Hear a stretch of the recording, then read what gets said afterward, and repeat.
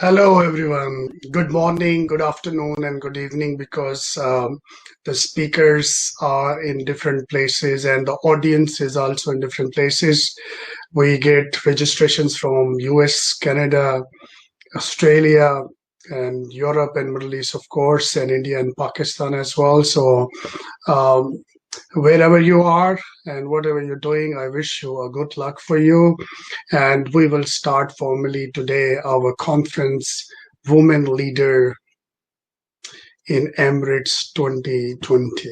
Today we have a very beautiful panel, and these are the ladies which has spent their whole life in Gulf area, especially United Arab Emirates, and they are the most influential, most innovators. They are the business women, and one by one, I'm going to introduce you uh, as the appropriate time for their call will come.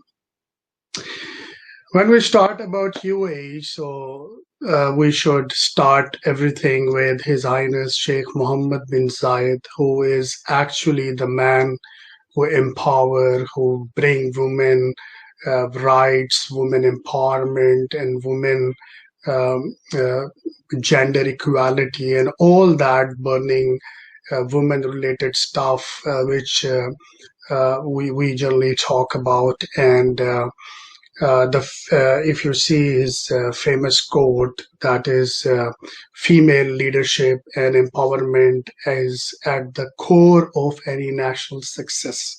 So if a leader of his caliber is thinking that the women empowerment, their involvement, they has to be in the workforce, is coming a commitment from a national leader. So you can see that how the country will progress. I must say this kind of commitment is very rare, and Sheikh Mohammed bin Zayed is really a trendsetter, and I wish that the other nations' president and prime ministers should take the vision from His Highness Sheikh Mohammed bin Zayed, who really thought and he delivered. And now the life in of a woman in UAE is the exemplary. There is no doubt that the women in UAE, whether they are the citizen or they are the expats who are residing in the country, is tremendous in terms of day-to-day life. Moving forward, Her Highness Sheikh Fatima Bint Mubarak, she says every day in the UAE is a day of women empowerment and support. So it's not about a day, it's every day. And I can give you an example that living in UAE for a long time, training the UAE women and men over the years, I saw really every day women come, they meet, I counsel them, we plan a career, and they are looking opportunity in the workplace. They want to be businesswomen, they want to join the government, they want to join the organizations. So this is true that in UAE every single day the youth and the kids and the women feel really excited to contribute in the society. So Emirati women should be proud on their accomplishment and for being an essential partner in the country's development and for becoming a regional global role model of the Immaculated. So this is from Her Highness Sheikh Fatima bin Mubarak. These are the strong people, the leaders who carry this kind of vision for the women in Emirates. Now, it's very important to highlight before we go to our speakers that women in UAE is ranked as the UAE is a leading country in gender equality. So you can see some countries, if you see their cabinet, there is 20 male ministers and sometimes no female minister, or sometimes maybe one who is just as a symbol, does not contribute at all to anything. So unlike now in UAE, the gender equality is a serious commitment. So, according to 2020 Global Gender Report, UAE is ranked as a leading country who is leading the region in gender equality. And these achievements comes from the fundamental belief that women and men are equal partners. So there is a concept of equality. If a man wants a career, women also have a right to have a career. So equal responsibility, equal partnership in the society. This is we are seeing now from the last couple of years. And through a series of public and private initiatives, women are playing an increasingly stronger role in business, military, and government. So this is revolutionary, this military and government and business in parliament, in armed forces, in multinational companies and local businesses. You see a lot of women in UAE. Gender equality is on paramount importance in UAE, and the Constitution of UAE guarantees equal rights for the women. This is really, really an amazing fact, and these facts are acknowledged all over the world. These are the authentic information I am just presenting in front of you.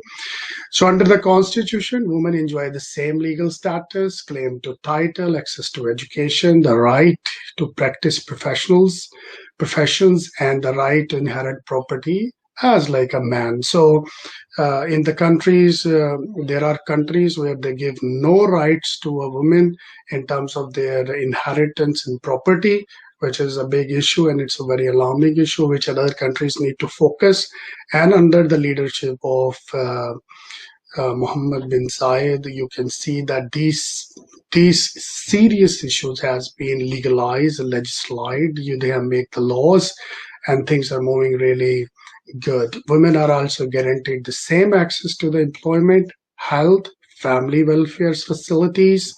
As a leader of equality in economics, government, education, and health, and UAE named as one of the pioneers in his region, because when you lead from the front, you bring these ideas, you bring these innovation, technology. Country as a whole is an amazing country, high tech, innovative, and full of women rights.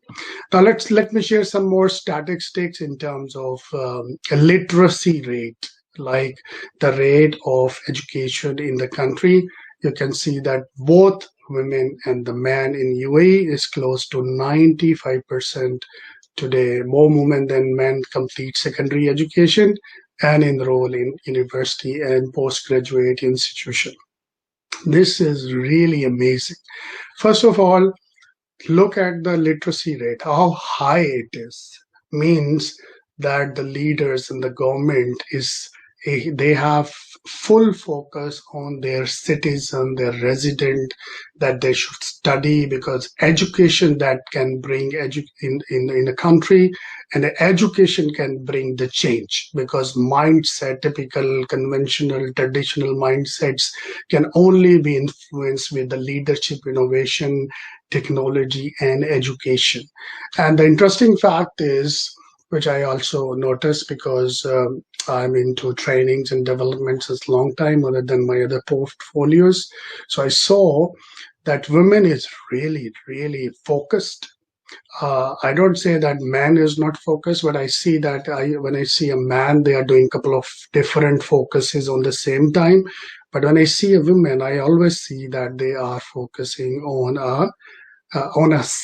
one thing, and they achieve that. I mean, level of focus is extremely phenomenal and very inspiring.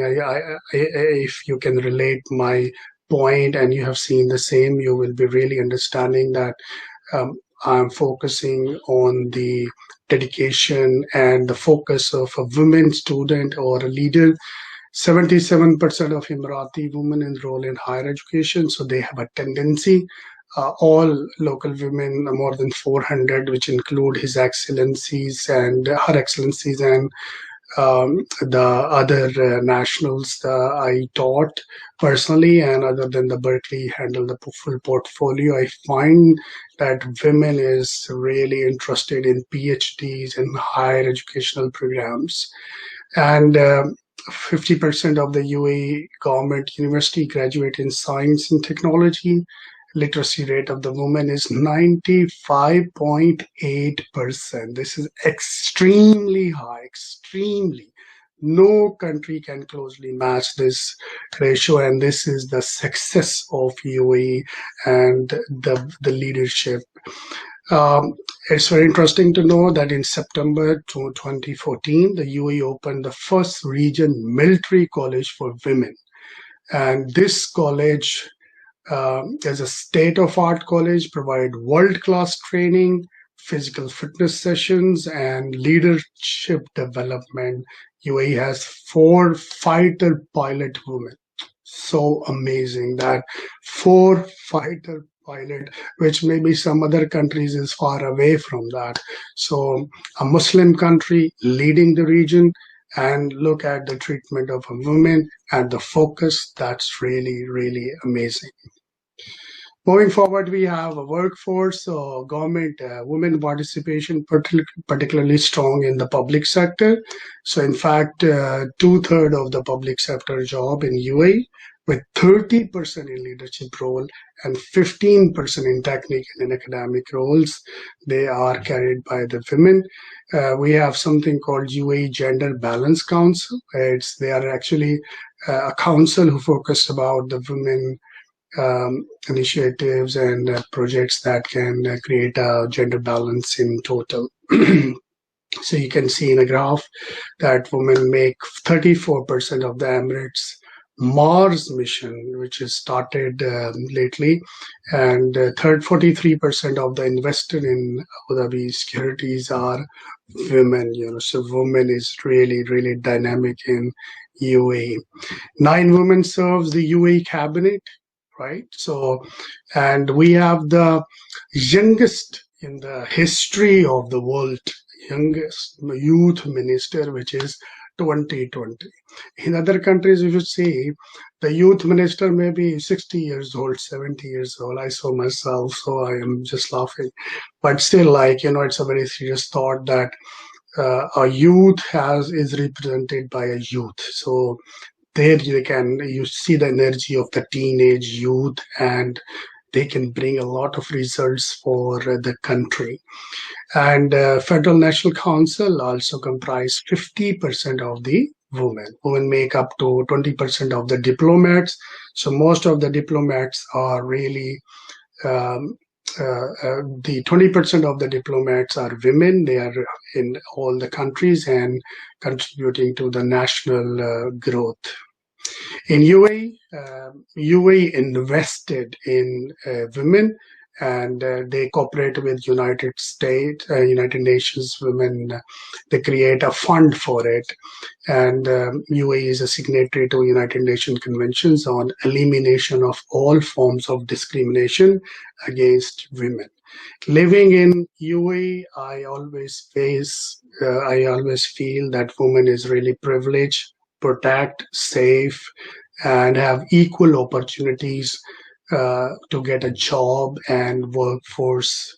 They are really a good workforce. And if you see that UAE has complied with Child Protection Convention on Elimination of All Form of Discriminations, Hours of Work Convention, Equal Remuneration Conventions, and the Convention on the Minimum Age.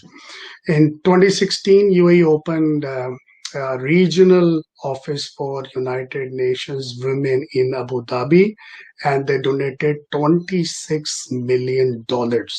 That shows the commitment. And they ranked first in the Arab world and 10th globally in this contribution as 2020. In November 2017, the UAE pledged 50 million to the World Bank Women Entrepreneurial Finance Initiative funds. phenomenal. These statistics will tell you that how UAE takes women and how serious it was. So there are a lot of success stories I need to share about the woman who is a UAE national. We call them Emirati women. I'll start with Sheikha Lubna.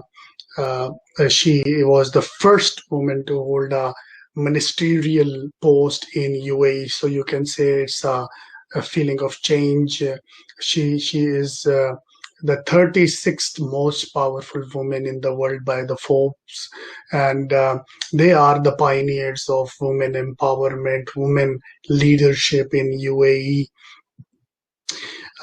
Let me introduce you with Mariam Al Mansouri. She was born in 1979 in Abu Dhabi, and she is the first female fighter pilot of UAE.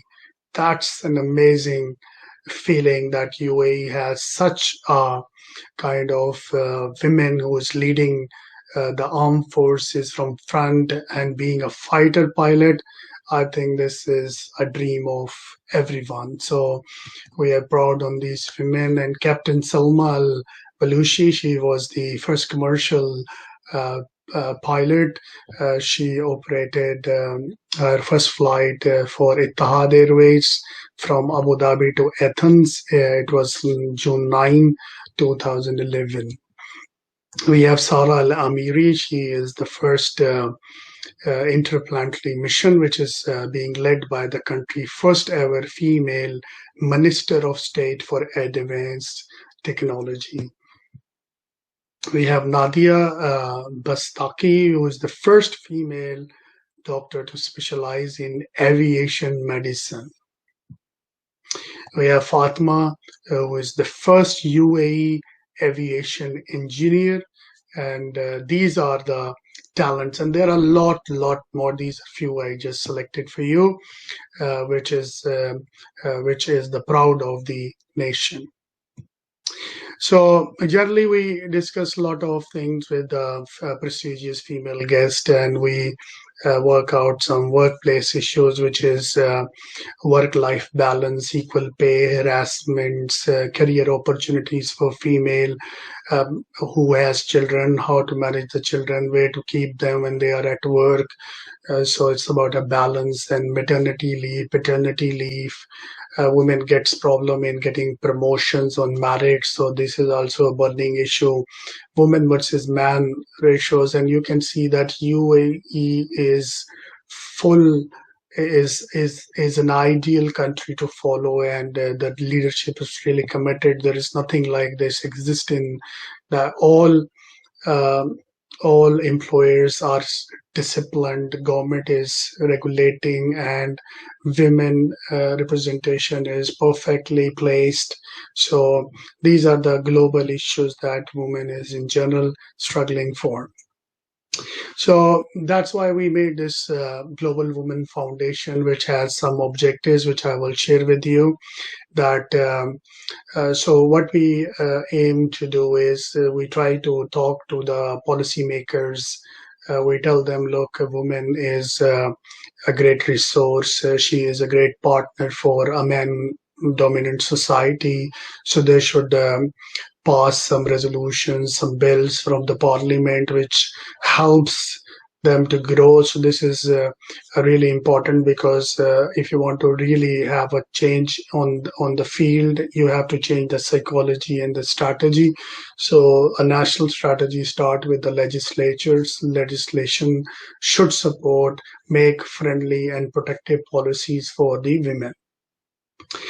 We try that we create some funds, which is for incubation and startups. This is for women only, because we don't want women to struggle, go here and there. We should have women entrepreneur incubation and startups, which are funds who are creating opportunities, and after a research and development, like Abu Dhabi municipality and others are doing. So the same model rest of the nations can take, that they create projects for their residents, locals, and then they fund them also from Khalifa Fund. So they make it possible that the funds are giving to a project which is the need of the society. So same concept we want to give it to the rest of the world. Invest in projects that will create a women job. So women jobs need to be provided. It should be advertised. It should be reached to their doorstep where they can feel.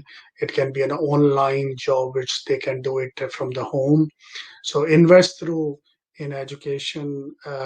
Our goal is to make female education free. So the parents or other stereotype issues should finish.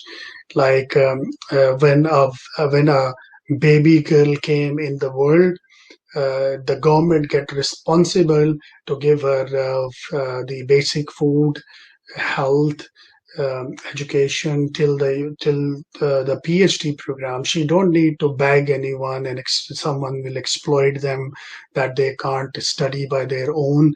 This is a responsibility of a man or a state to provide food, shelter, health, and education to a woman, and they should take it through a policy making process. So, women health education, and we want to create some funds which are for specifically for women and child protection in those countries where the woman is in danger.